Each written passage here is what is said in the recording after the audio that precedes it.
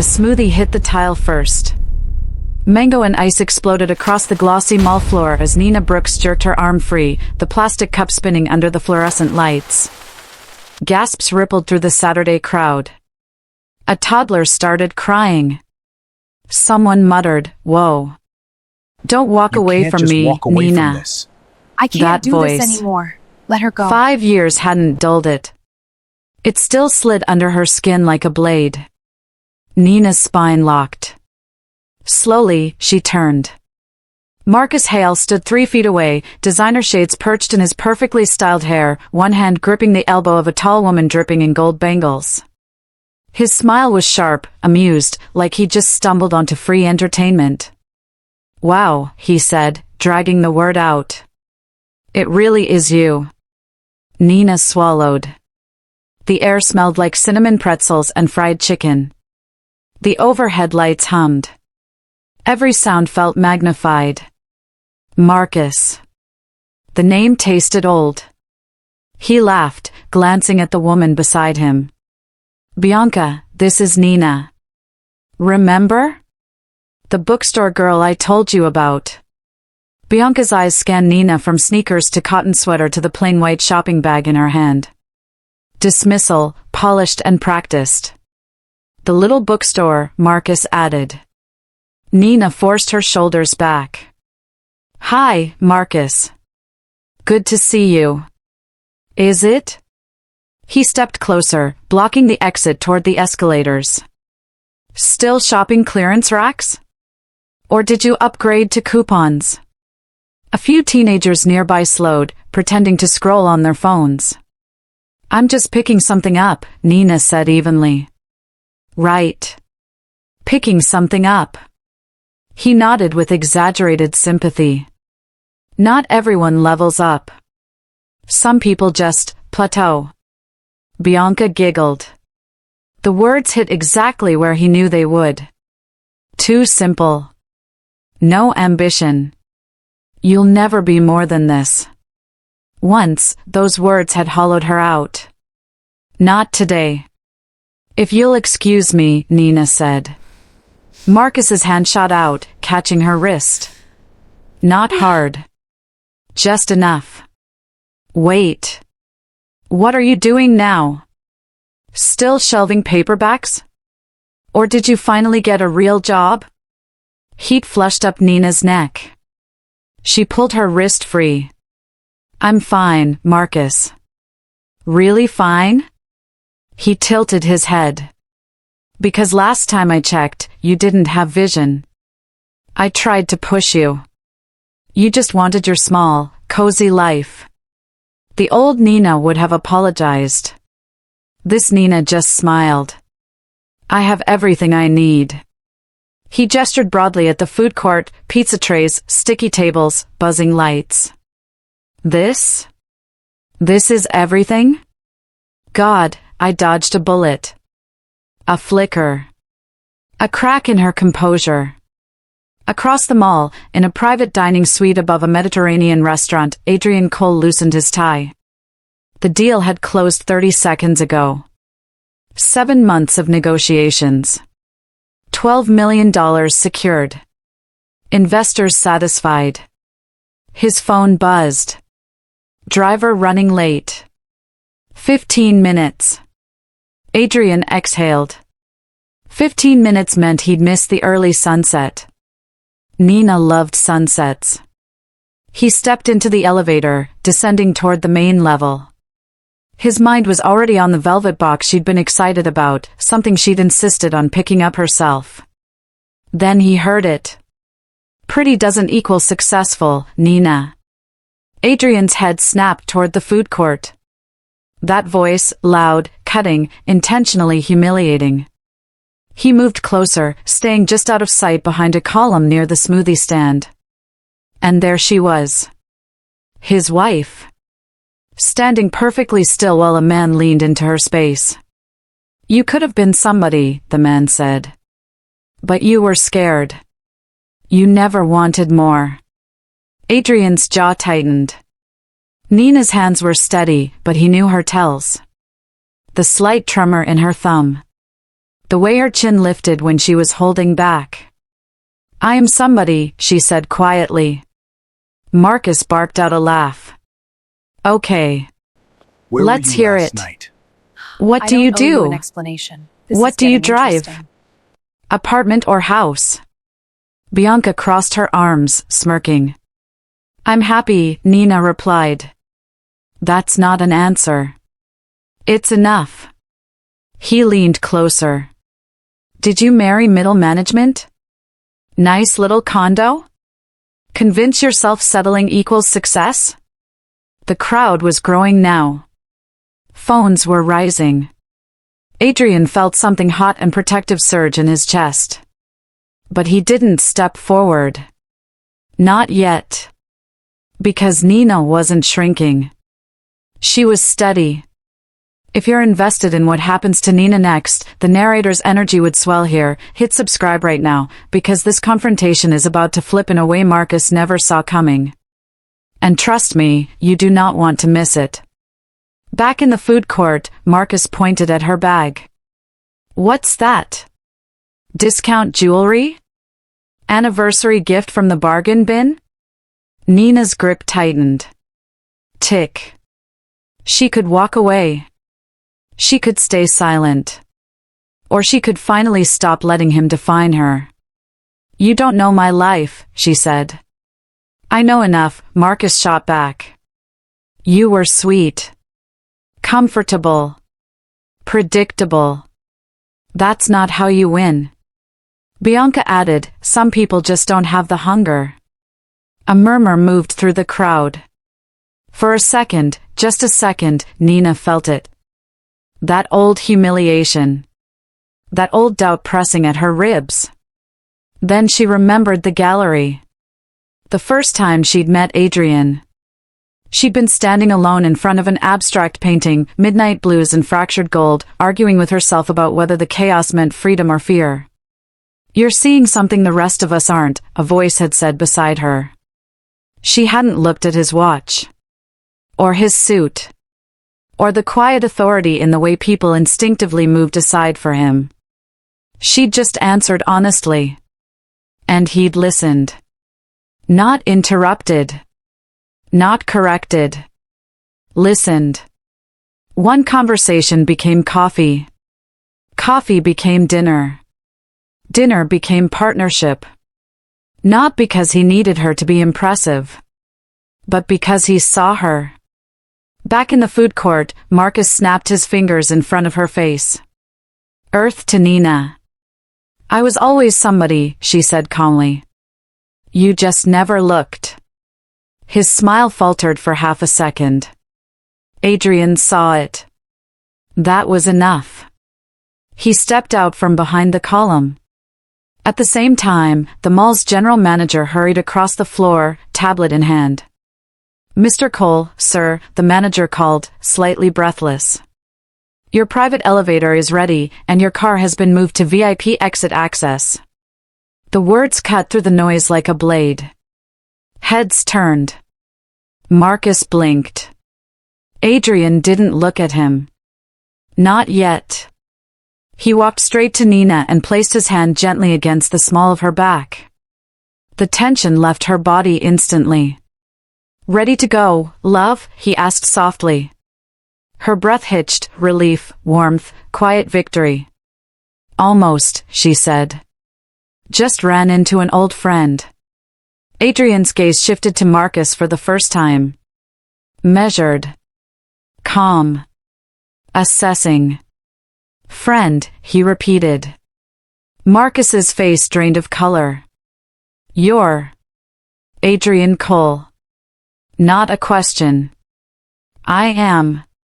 Adrian extended his hand. Marcus hesitated, then shook it. His palm was slick. You're married to him? Bianca whispered. 3 years next month, Nina replied pleasantly. Silence swallowed the food court.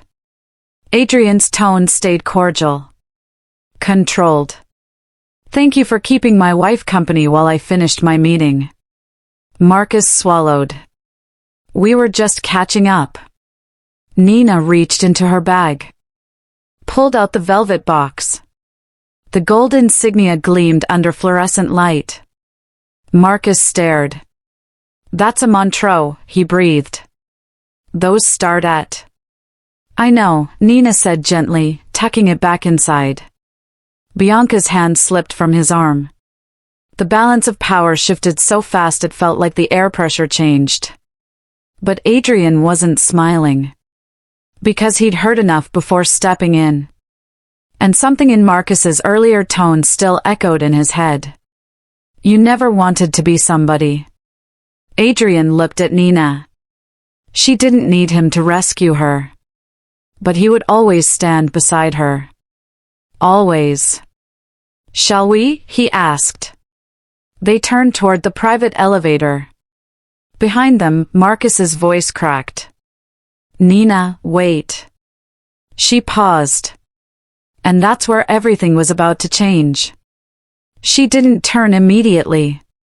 The silence stretched, thick, suffocating. The entire food court felt suspended in glass. Even the soda fountain hiss seemed louder. "Nina." "I didn't know," Marcus said. Her fingers tightened around the velvet box inside her bag. She turned slowly. "You didn't know what?" she asked. "That you were going to," he faltered, glancing at Adrian. "End up like this." "Like what?" she pressed. "Married to him. Living like this." "I mean, if I'd known." "If you'd known I'd be valuable," she finished quietly. A few people murmured. Marcus flushed. "That's not what I meant." "It is," she said. Not angry. Just steady. "You thought I'd stay small." He ran a hand through his hair. "I pushed you because I wanted you to want more. You wanted me to want what you wanted." Bianca shifted uncomfortably. "Marcus, maybe we should." "Stay," he snapped under his breath. Adrian's jaw flexed. Protective fury flickered behind his composed expression. Marcus exhaled sharply. "You were content working at that store. Reading all day. Talking about poetry. That's not ambition, Nina." "It was peace," she replied. "Peace doesn't pay for penthouses." "No," Adrian said evenly. "But it builds people who don't need them." The words landed like a slap. Marcus's nostrils flared. "Easy for you to say. You were born into it." Adrian's gaze sharpened slightly. "You don't know anything about what I was born into." There it was. The first crack in Adrian's calm. Nina glanced at him, surprised. Marcus seized it. "Look, I'm not the villain here. I worked for everything I have. Senior partner track at Grant and Lowell by 32. I hustled." "And you're proud," Nina said. "I should be." "You are," she nodded. "You just never allowed anyone else to define success differently." The crowd had grown larger now. A mall security guard hovered nearby, unsure whether to intervene. Marcus's phone buzzed in his pocket. He ignored it. "You don't get it," he said, voice dropping lower. "You were wasting your potential." Nina felt a familiar sting. For a second, she saw her old apartment. Boxes half-packed the night he left. His words echoing off bare walls. "You'll regret staying small." "I didn't waste anything," she said softly. "I chose differently." Marcus laughed, but it sounded brittle. "You chose safety." "No," Adrian said, stepping slightly forward. "She chose herself." The air shifted again. Marcus's phone buzzed a second time. This time, he pulled it out, just to silence it. And froze. His face drained of color. Bianca leaned in. "What?" He didn't answer. Nina saw it, the screen reflected in his sunglasses. A video thumbnail. Her face. Frozen mid-confrontation. Caption already flashing across social media, asterisk when your ex underestimates you and her billionaire husband shows up. Asterisk. The crowd had been recording. Marcus swallowed. It's online. How online? Bianca whispered. Thousands of views already. Adrian's phone vibrated. He didn't check it. Nina's heart thudded. This wasn't how she wanted this moment to exist. Not as a spectacle. Let's go, she murmured to Adrian. But Marcus wasn't finished. You think this makes you better? He blurted, louder than before. Marrying rich doesn't erase who you were. There it was. The cruelty, stripped bare. The crowd reacted, audible gasps now. Adrian's composure cracked. He stepped closer, voice low and dangerous. Be very careful. Marcus's throat bobbed. What? It's true. No, Nina said firmly. It's not. She stepped between them. Person versus person. Person versus pride. Person versus past. You didn't leave me because I lacked ambition, she said. You left because I stopped letting you control how I defined myself. Marcus's eyes flashed. You're rewriting history. I'm correcting it. Bianca took a step back entirely now. Distance. Marcus, she whispered, this isn't good. He ignored her. You were scared to leave your comfort zone, he insisted. And you were scared to be with someone who didn't worship you, Nina shot back. The words stunned even her. Silence fell like a dropped curtain. Marcus blinked. That had hit. If you're still here watching this unfold, the narrator's voice would lean in here, urgent and intimate. Subscribe now, because what happens in the next few minutes doesn't just humiliate Marcus, it changes everything about how Nina sees herself. And you do not want to miss the twist coming. Marcus's phone buzzed again. This time, he read the message fully. From Managing Director, Grant and Lowell. Asterisk we need to discuss the video circulating. Call me immediately, asterisk. His stomach dropped. Bianca saw his expression. Is it bad? He didn't answer. Instead, he looked at Nina, not with superiority now, but something closer to panic. You're enjoying this, he accused weakly. No, she said honestly. I'm just done shrinking. Adrian placed his hand back at the small of her back. Solid. Steady. Marcus, Adrian said calmly, this conversation is over. Marcus laughed hollowly. You think you've won? Adrian met his gaze. This was never a competition. For the first time, Marcus had no comeback. The security guard stepped forward gently. Folks, we need to clear the walkway. That broke the spell. People began dispersing, though not before several more phones lifted discreetly. Bianca stepped away completely now.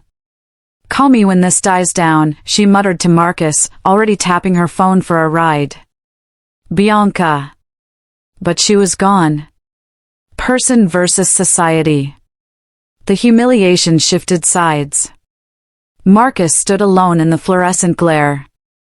Nina felt something unexpected. Not triumph.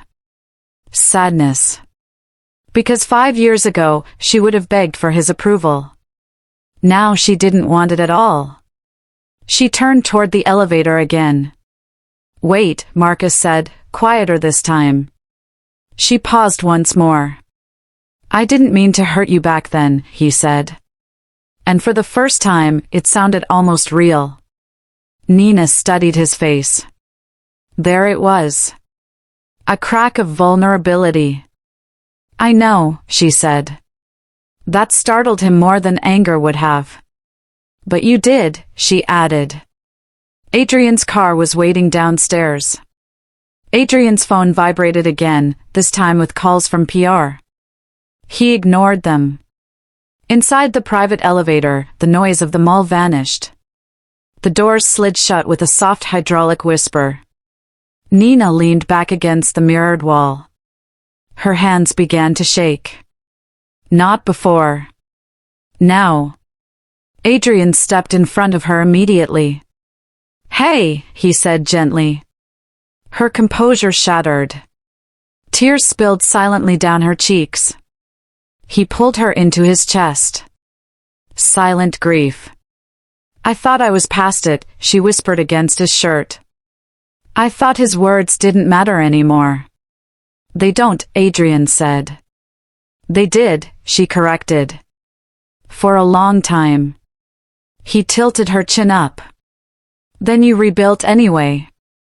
She let out a shaky breath. The elevator descended. "You heard what he said," she murmured. "About marrying rich." Adrian's jaw tightened again. "That man does not get to reduce you to a stereotype." "But people will," she said quietly. He didn't have an answer for that. Because she was right. When the elevator opened to the underground garage, the cool air hit her flushed skin. Their driver opened the door silently. Inside the car, Nina pulled out her phone. Notifications flooded the screen. Thousands now. Hashtags multiplying. Hashtag ex-regret. Hashtag mall showdown. Hashtag billionaire wife. "Oh no," she breathed. Adrian glanced over. "It's everywhere." He exhaled slowly. "We can contain it." "Should we?" she asked. He looked at her. And realized something. This wasn't just embarrassment. This was an impossible choice. Option 1, use his influence, shut it down, bury it. Option 2, let it stand, and let the world see her confrontation, raw and unfiltered. "Tell me what you want," he said. She stared at the screen. At herself. Strong. Unapologetic. "I don't want to hide," she said finally. The car pulled away from the mall. Behind them, Marcus remained seated at a plastic table, staring at his own screen. His phone buzzed again. This time, from his mother. "Is this really you?" Another from a college friend. "Bro, you fumbled." Then another. From his managing director. "Effective immediately, we need to discuss conduct expectations." His hands trembled. He hadn't expected consequences. Back in the car, Nina leaned her head against Adrian's shoulder. "Do you regret marrying someone who attracts this kind of drama?" she asked quietly. He turned to her. "Never." A beat. "But this isn't over," he added. She felt it too. The midpoint shift. Because humiliation online wasn't the real danger. The real danger was what would surface next. And neither of them knew how deep the internet would dig. Outside, sirens wailed in the distance. Night was falling. And the story was only halfway told. The car hadn't even merged onto the freeway before Adrian's phone rang again. This time, he answered. Yes. A pause. His expression shifted, subtle, but Nina caught it. The tightening around his eyes. The stillness. "I see," he said quietly. "Send me the link." He hung up. "What?" Nina asked. He hesitated. And that hesitation told her everything. "It's not just the mall video," he said carefully. "Someone dug up old footage." Her stomach dropped. "What footage?" Adrian handed her the phone. The screen showed a grainy clip from 6 years ago. A small bookstore. A familiar wooden counter. Wind chimes by the door. Marcus. Younger. Louder. And Nina, eyes red, voice shaking. You're overreacting, Marcus was saying in the video. You'll thank me when you finally grow up. The clip cut there, but the implication lingered. The caption read, Asterisk, before she married a billionaire, she begged him to stay. Asterisk. Nina's breath left her in a thin, soundless exhale. I didn't beg, she whispered. Adrian's jaw hardened. I know. The car felt smaller suddenly. Air thinner. The internet had done what it always did, dug, twisted, reframed. This is my fault, she said. No.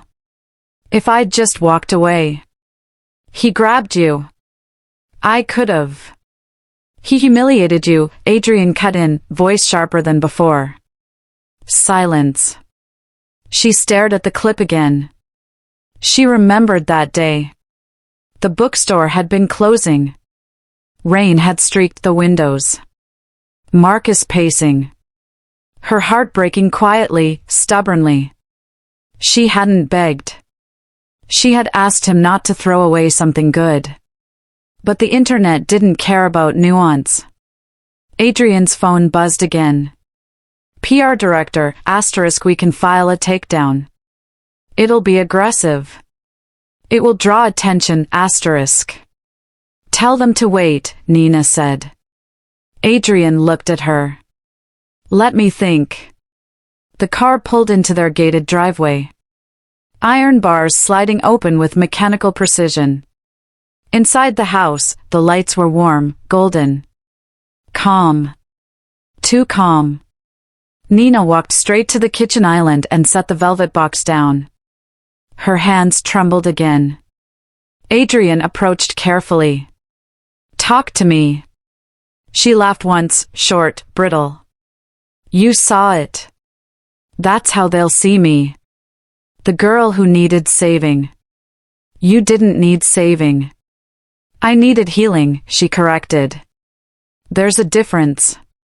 He nodded slowly. Vulnerability confession. I stayed with him longer than I should have, she admitted. Because I thought if I loved him enough, I'd become enough. Adrian's throat tightened. You were always enough. I didn't believe that, she whispered. Silence stretched between them. Her phone buzzed this time. Unknown number. She almost ignored it. Almost. But something made her answer. Hello? A male voice. Polished. Controlled. Mrs. Cole. This is Daniel Reeves from Grant and Lowell's executive board. Adrian stiffened instantly. Yes. Nina said cautiously. We're aware of the viral footage involving Mr. Hale. We are conducting an internal review. She swallowed. That's not why you're calling. No, he admitted. A secondary video has surfaced. Her pulse hammered. What video? A clip from 2 years ago. A charity gala. You're speaking to a small group about emotional resilience. She remembered it. She'd shared a story, vaguely, about rebuilding after heartbreak. It's being reframed, Daniel continued. As opportunistic. As strategic. Strategic. As if she'd plotted her life. Nina's knees weakened. She gripped the counter. They're saying I targeted Adrian? Yes. The word landed like a gunshot. Adrian stepped closer. Put it on speaker. She did. Daniel cleared his throat. The narrative gaining traction is that Mrs. Cole leveraged vulnerability to secure proximity to influence. Are you accusing my wife of manipulation? Adrian asked, voice ice cold. No, sir. We are assessing reputational impact. Reputational impact. Nina felt the room tilt. Person versus society. Person versus system. They think I planned this, she whispered. Adrian's eyes burned. You owe her an apology for even repeating that. Daniel hesitated. Public perception drives corporate decisions. And what decision are you implying? Adrian asked. A beat. We are reviewing Mr. Hale's position. But this situation could expand. Expand. Meaning sponsors. Boards. Foundations.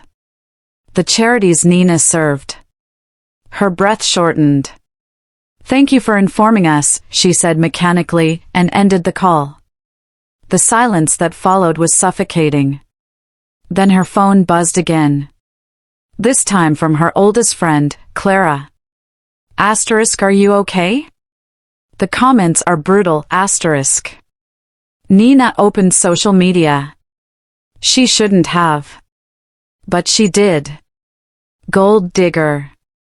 Calculated. She upgraded, that's all. Her vision blurred. Silent grief. Adrian gently took the phone from her hands. Enough. But she shook her head. No. I need to see it. Why? Because hiding from it doesn't make it go away. He studied her. She wasn't crumbling. She was deciding. Impossible choice. Adrian, she said slowly, if we bury this, people will assume it's true. He knew she was right. But if we let it run unchecked, it defines me. He exhaled sharply. Protective fury surged again. I can call the board chairs tonight. Shut this down. And prove I can't stand on my own, she challenged. He flinched. That wasn't her intention, but it hit anyway. I don't want to be protected from my own voice, she said more gently. A long pause. What are you saying? He asked. She lifted her chin. I want to respond. His eyes widened slightly. Publicly? Yes. It will escalate. It already has. He searched her face. You're sure? No. But she nodded anyway. Desperate action. I won't let them rewrite who I was, she said. Or who I am. Adrian stepped closer. Then we do it together.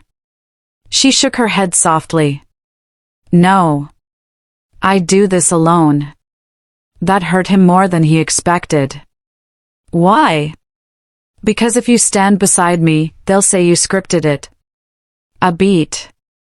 And if I stand alone, she finished, they'll have to listen. The room felt colder now.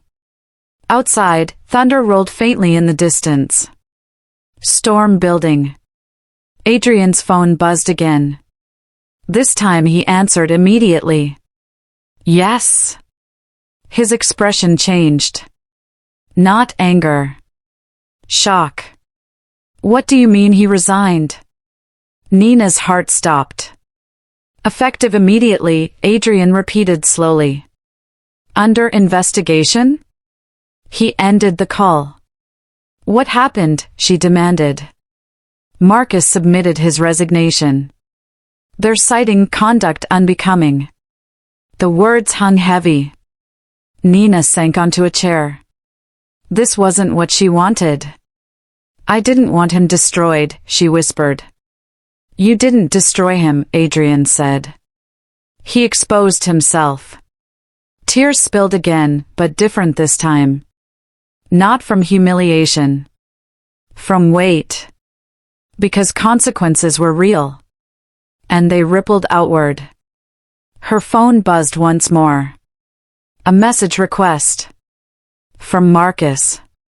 She stared at it. Hands trembling. Are you going to read it? Adrian asked quietly. She hesitated. Then opened it. Asterisk, I never meant for this to happen. I'm sorry. For everything.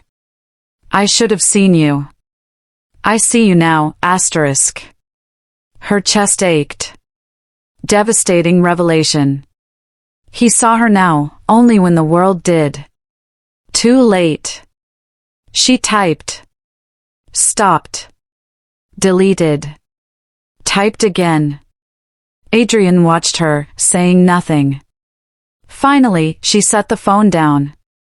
I won't answer, she said. Why? Because this isn't about him anymore. A beat. It's about me. Thunder cracked louder outside. Rain began to fall against the windows in heavy sheets. Adrian stepped closer. So what do you want to say? Nina looked at the storm. At her reflection in the glass. And then back at him. I want to tell the truth. He nodded once. Then we go live in 10 minutes. Her pulse spiked. Fear. Courage. Both. She moved toward the living room, where soft lighting framed the space warmly. Adrian adjusted a lamp. She set her phone on the stand. The screen reflected her face. Not perfect. Not polished. Real. She inhaled slowly. Then looked directly into the camera. 5 years ago, she began. And the power went out. Everything plunged into darkness. A beat of stunned silence.